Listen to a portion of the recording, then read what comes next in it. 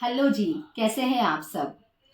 मेरे एक फ्रेंड का मैसेज था मेरे पास में और उनका एक क्वेश्चन था। जो मैं लॉ ऑफ अट्रैक्शन की बातें करती हूँ उससे वो बहुत प्रभावित भी हैं। और उन्होंने ये प्रश्न किया कि जैसा हम सोचते हैं वैसा होता है, लेकिन लाख कोशिश के बावजूद वही विचार आते रहते हैं जो हम नहीं चाहते। ऐसे में हम क्या करें? मतलब ऐसी स्थिति में अपनी फ्रिक्वेंसी कैसे हाई रखें? ये सवाल सभी के मन में आता होगा, क्योंकि जब हम नकारात्मक स्थितियों में होते हैं, बुरी परिस्थितियों में होते हैं, तो हमारे मन में पहले नकारात्मक विचार आते हैं और ये लगता है कि हम जो सोच रहे हैं या हम जो पाना चाहते हैं वो कैसे होगा।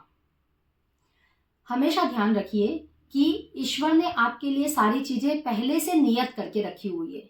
आप सबसे पहले लॉ ऑफ अट्रैक्शन का भी पहला सिद्धांत है कि सबसे पहले आप सरेंडर करना सीखिए। सबसे पहले आप ये सोचिए कि कोई ना कोई एक शक्ति है, एक यूनिवर्स है, ब्रह्मांड है, ईश्वर है, खुदा है, जो भी आप उन्हें नाम देना चाहें, वो एक शक्ति है जो इस पूरे ब्रह्मांड को चला रही है। और आपके लिए भी उन्होंने पहले से नियति में लिख रखा है कि क्या होने वाला है। मैं आपको एक उदाहरण से, अपने ही उदाहरण से आपको बताना चाहती हूँ। मैं जब बहुत ज़्यादा विपरीत परिस्थितियों में थी और मुझे लग रहा था कि मुझे नौकरी की सख्त आवश्यकता है, मुझे पैसा कमाना ही पड़ेगा, तब मुझे कहीं से पता चला कि बैंकिंग की बहुत सारी पोस्ट आने वाली है। मैंने बहुत अच्छी तैयारी की और रिटर्न में मेरा सिलेक्शन भी हो गया। जब इंटरव्यू आया तब मेरा सिलेक्शन नहीं हुआ और मेरा दिल ऐसा टूट गया, मुझे ऐसा लगा कि मतलब भगवान होता ही नहीं है। मैंने उस दिन से भगवान को मानना बंद कर दिया और बहुत टाइम तक ऐसे ही स्थिति में रही कि मुझे लगता था कि कोई मेरा साथ नहीं दे रहा है। फिर धीरे धीरे मुझे जब समझ में आया, मैंने बहुत अच्छी किताबें पढ़ी और समझ में आया कि नहीं, अगर भगवान ने आपके लिए अभी ऐसा किया है मतलब आगे कुछ ऐसा होने वाला है जो भगवान की इच्छा है।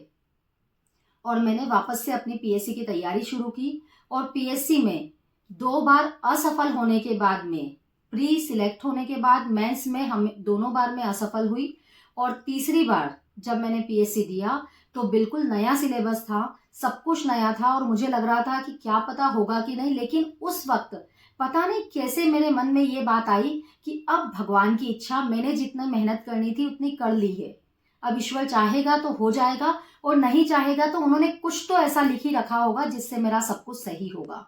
और यकीन मानिए, मैं सोच भी नहीं सकती थी जो मैंने पोस्ट सोची थी, जो मैंने चाहा था कि ये हो जाना चाहिए। कभी हम भी ये मन में तो सोचते ही है ना, जिस चीज के लिए तैयारी करते हैं तो वो चीज के लिए मन में तो आता ही है कि भगवान ऐसा हो जाए। लेकिन जैसे ही ऐसा विचार आता उसके बाद अपने आप को सरेंडर कर दिया। मैं चाहती हूँ ऐसा हो, लेकिन आप वही करना जो मेरे लिए सही हो। और मेरी प्रार्थनाओं में बदलाव आ गया। मेरी प्रार्थनाएं ऐसी हो गई कि हमेशा ये कहने लगी कि ईश्वर, जो आपको मेरे लिए श्रेष्ठ लगे बस वही हो। और उस साल मेरा सिलेक्शन हो गया। तो ये अपने उदाहरण से मैं आपको बताना चाहती हूँ कि सरेंडर करना सीखिए। जैसे ही आपके मन में नकारात्मक विचार आए या ऐसा लगे कि ये हो पाएगा या नहीं, तब कहिएगा कि ईश्वर बैठा है, वो देख रहा है और जो मेरे लिए सर्वश्रेष्ठ होगा वही होगा। तो देखिएगा आपके ये जो नकारात्मक विचार है ये अपने आप धीरे धीरे कम हो जाएंगे और आपकी फ्रिक्वेंसी हाई रहने लगेगी। आई होप कि मेरी फ्रेंड को और इवन आप सभी लोगों को इस प्रश्न का जवाब मिल गया है।